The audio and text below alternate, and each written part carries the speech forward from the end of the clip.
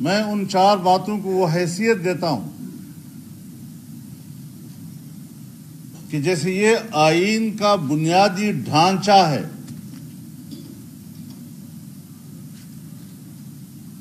اگر آئین کے ان 4 ستونوں میں سے ایک ستون بھی گرتا ہے تو آئین کی پوری عمارت گر جاتی ہے۔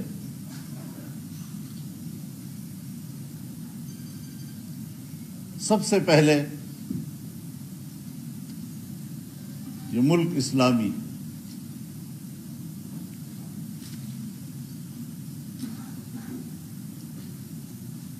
اسلام پاکستان کا مملکتی مذہب تسلیم کیا گیا ہے آئین کے اندر، اور قرآن و سنت کی بنیاد پر قانون سازی کو لازم قرار دیا گیا ہے۔ یہ پہلا اصول ہے۔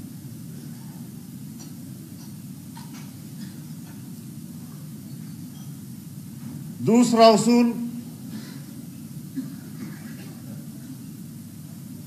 آئین کی روح سے جمہوریت ہے۔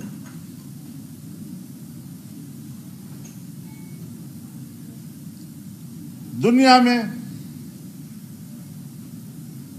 جمہوریت کی کوئی متفقہ تعریف موجود نہیں، اور صرف اسی کو ایک متفقہ نقطہ کہا جاتا ہے کہ مملکتی نظام میں عوام کی شراکت۔ اب مملکتی نظام میں عوام کی شراکت کی شکل کیا ہونی چاہیے؟ دنیا کے مختلف ممالک میں اس کی صورت اور ہے، سو ہمارے ہاں بھی اس کی ایک شکل موجود ہے جس کا تعین ہم نے اپنے آئین میں کیا ہے۔ اور تیسری چیز کہ یہ ملک وفاقی ہوگا، اور وفاق کے زیر انتظام 4 یونٹوں کا ذکر ہے، 4 وحدتوں کا ذکر ہے، اور چوتھی بات یہ کہ یہاں پر نظام وہ پارلیمانی ہوگا۔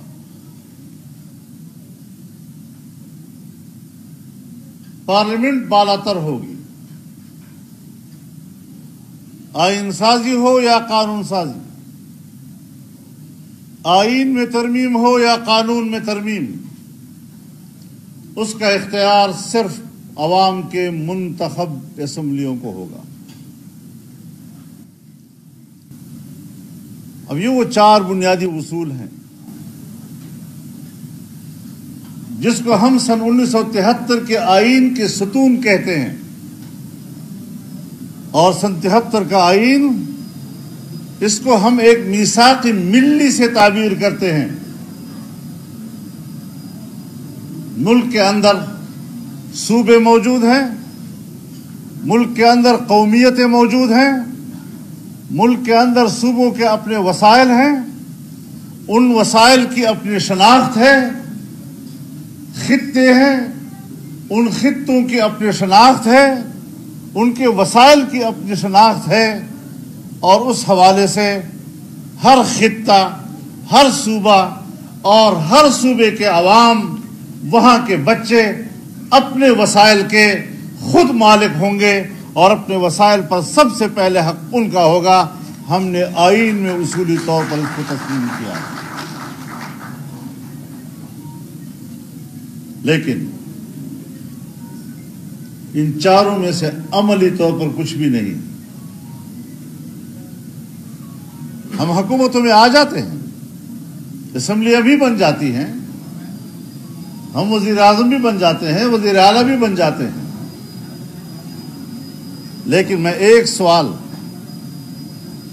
جو پی ڈی ایم کی اجلاسوں میں بھی کرتا رہا ہوں، اور میرے اکابرین اس کے گواہ ہیں، اور میں ان سے سوال کرتا رہا ہوں کہ کم از کم میں ذاتی طور پر جنرل ضیاء الحق کے مارشل لاء سے جمہوریت کی جنگ لڑ رہا ہوں۔ اس سے پہلے کی تحریکوں میں نے کچھ مشاہدات بطور طالب علم کے کیے ہیں، لیکن اس کا باقاعدہ حصہ نہیں تھا، نہ میری وہ عمر تھی۔ جنرل ضیاء الحق کے مارشل لائی دور سے لے کر آج تک ہم نے جمہوریت کی جو جنگ لڑی، آمریت کے خلاف جنگ لڑی، ذرا نتیجے کے لحاظ سے مجھے بتا تو دو کہ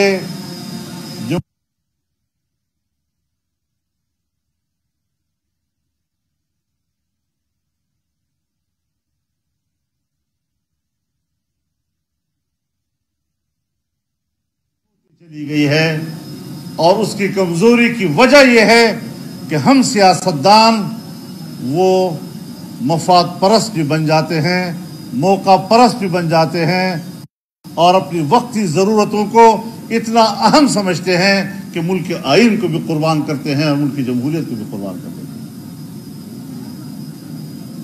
کچھ ہمیں اپنی غلطیوں کی طرف بھی دیکھنا چاہیے۔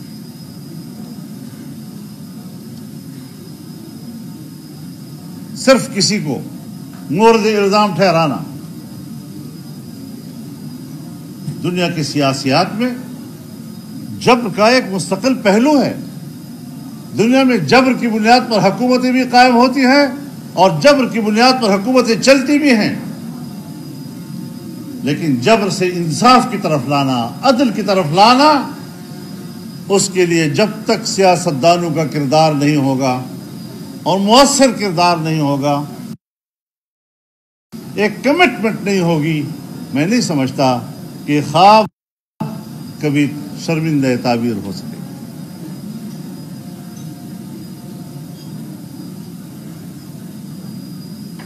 ریاست کو دو چیزوں کی ضرورت ہے، ایک امن اور ایک خوشحال معیشت۔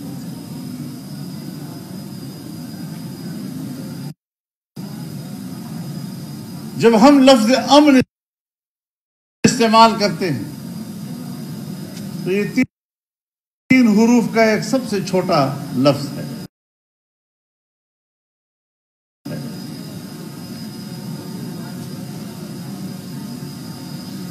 لیکن یہ لفظ امن یہ تمام تر انسانی حقوق کو محیط ہے،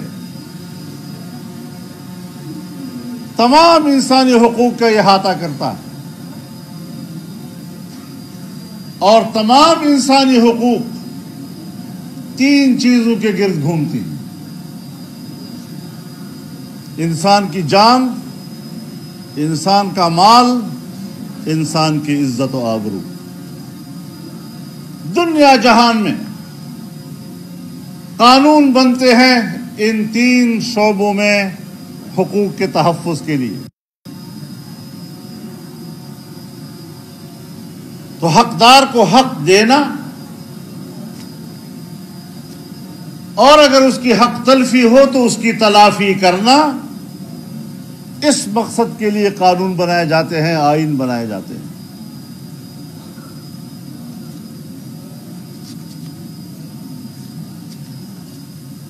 اور جب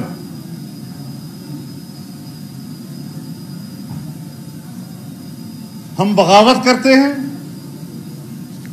جبر کرتے ہیں،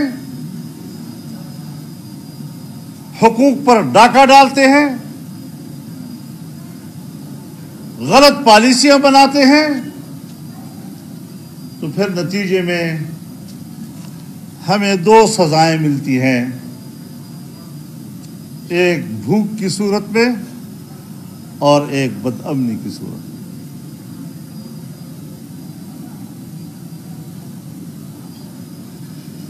انسانی تاریخ میں حضرت ابراہیم علیہ السلام کو امامت کبریٰ عطا کی گئی۔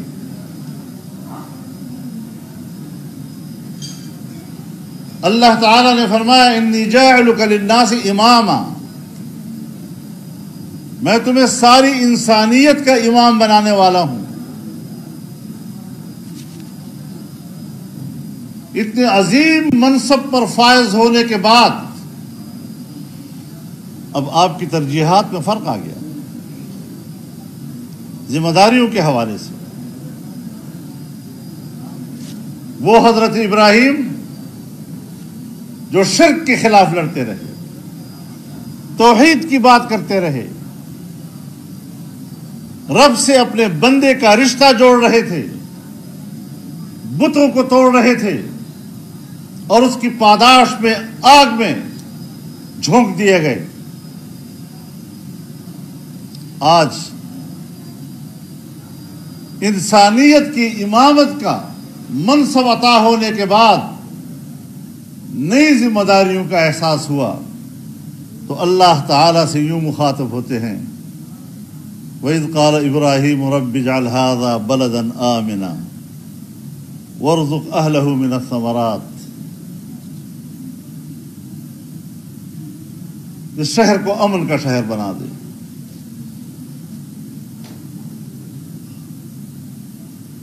اور ان کو پھل فروٹ نصیب فرما، خوشحال معیشت نصیب فرما۔ لیکن آپ نے خوشحال معیشت مانگی من آمن منہم باللہ والیوم الآخر، جو اللہ پر ایمان لاتا ہے، یوم آخرت پر ایمان لاتا ہے۔ لیکن اللہ نے فرمایا کہ نہیں،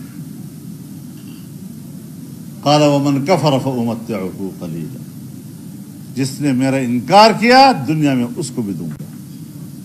یعنی معیشت پوری انسانیت کے لیے برابر کا حق ہے۔ ایک ملک کے اندر ہر عقیدے اور ہر فکر سے وابستہ ہر انسان کے معاشی حقوق اور انسانی حقوق برابر ہو جاتے ہیں۔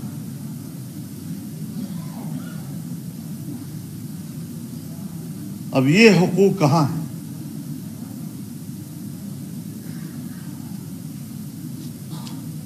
اور جب ہم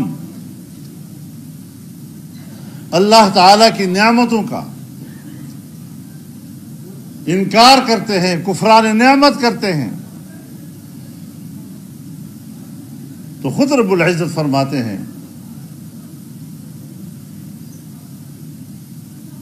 ضرب اللہ مثلا قریۃ کانت آمنۃ مطمئنۃ یأتیہا رزقها رغدا من کل مکان فکفرت بانعم اللہ فاذاقها اللہ لباس الجوع والخوف بما كانوا یصنعون۔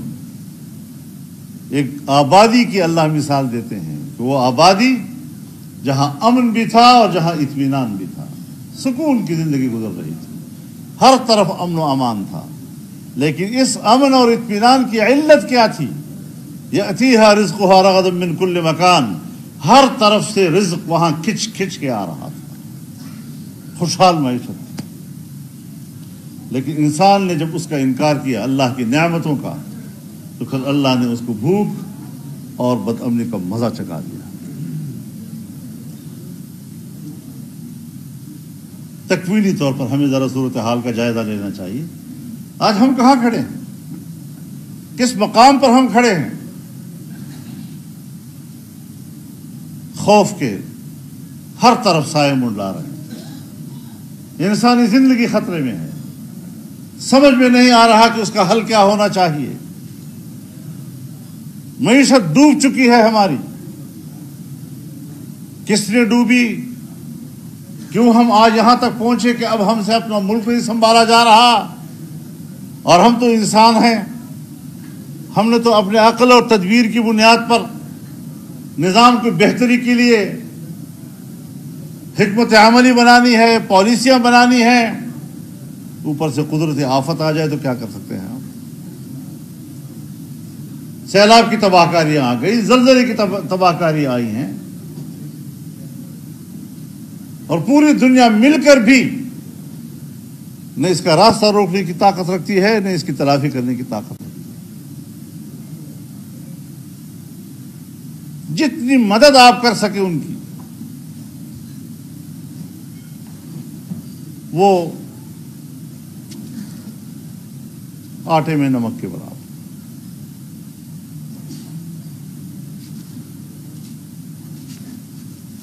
الحمدللہ ہمارے ملک میں بہت کچھ ہے،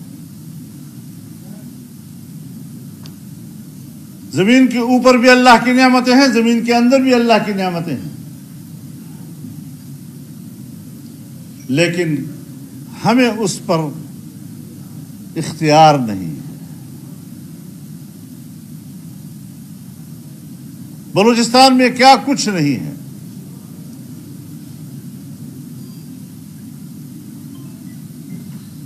شاید سونے چاندے اور تانبے کی اتنی کانیں کہیں اور ہو جو بلوچستان میں سب موجود ہیں. کوئلہ کی کانیں ہیں.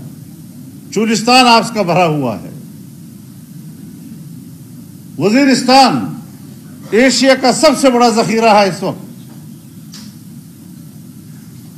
جہاں سونے چاندی اور تانبے کے کانے بھی ہیں اور جہاں پر گیس بھی نکل آئی ہے کرک میں. اب آپ بتائیں کہ یہ قوم کی چیزیں ہیں، اس ملک کی چیزیں ہیں. 75 سال ہمارے ہو گئے، ہم اپنی ملکیت کو ہاتھ نہیں لگا سکتے. اپنی ملکیتوں پر ہمارا اختیار نہیں ہے. اس انداز میں جو ہم زندگی گزار رہے ہیں، یقیناً ہم سب کو مل کر سوچنا ہے.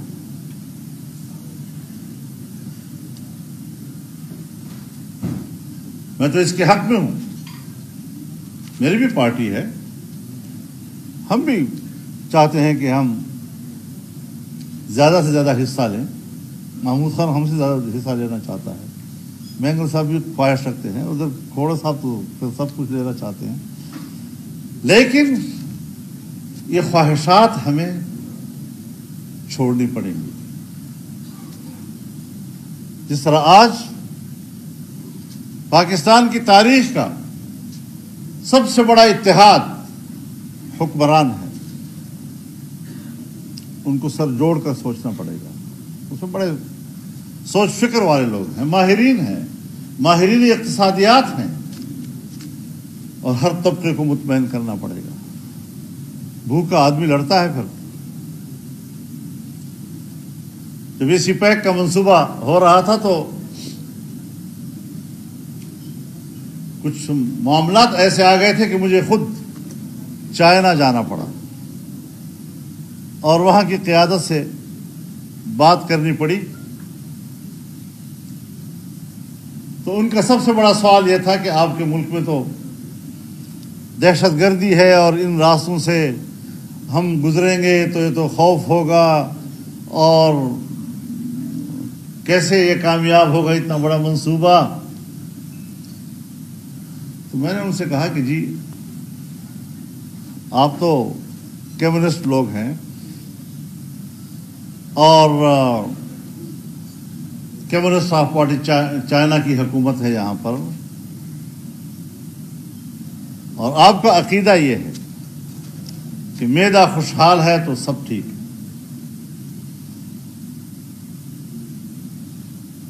معدے کی اصلاح ہو جائے پورا جسم جو ہے وہ ٹھیک رہتا ہے.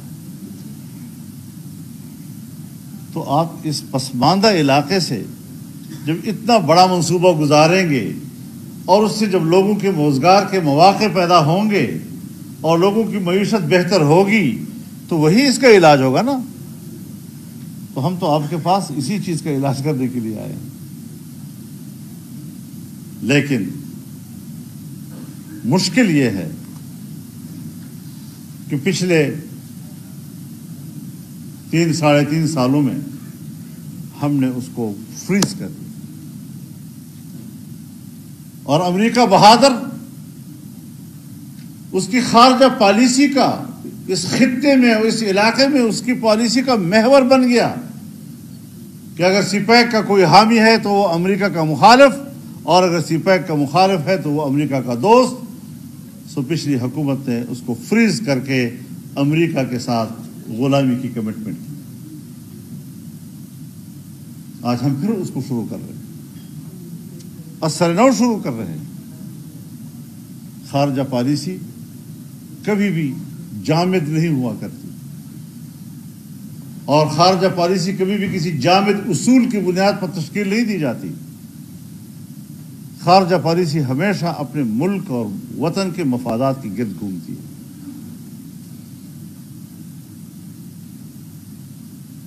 ہم انڈیا کے ساتھ بھی تجارتی تعلقات بنائیں تو ظاہر ہے ہمارے سامنے اپنے ملکی مفاد ہوگا. ایران کے ساتھ، افغانستان کے ساتھ کسی زمانے میں افغانستان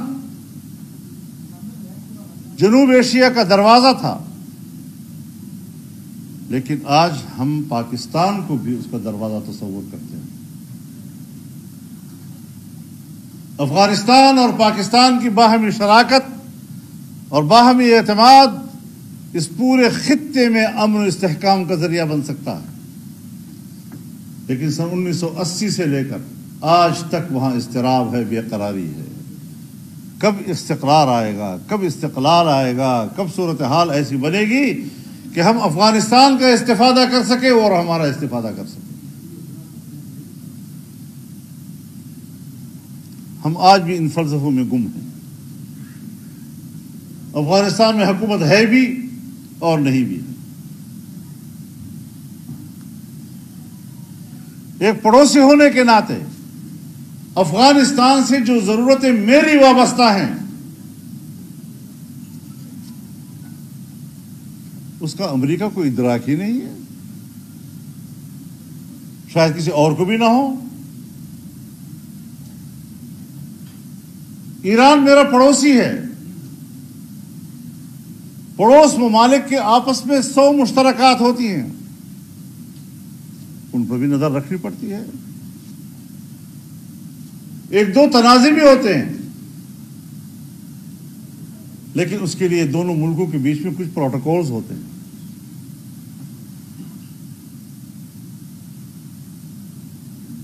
آپ تعلق بھی چاہتے ہیں، دونوں کا بہتر تعلق اور دونوں کا استحکام، ایک دوسرے کے لیے مفید بھی تصور کرتے ہیں، لیکن پھر اس کو تسلیم کرنے میں ہچکچاہٹ بھی محسوس کر رہے ہیں کہ اوپر سے ابھی اجازت نہیں ملی۔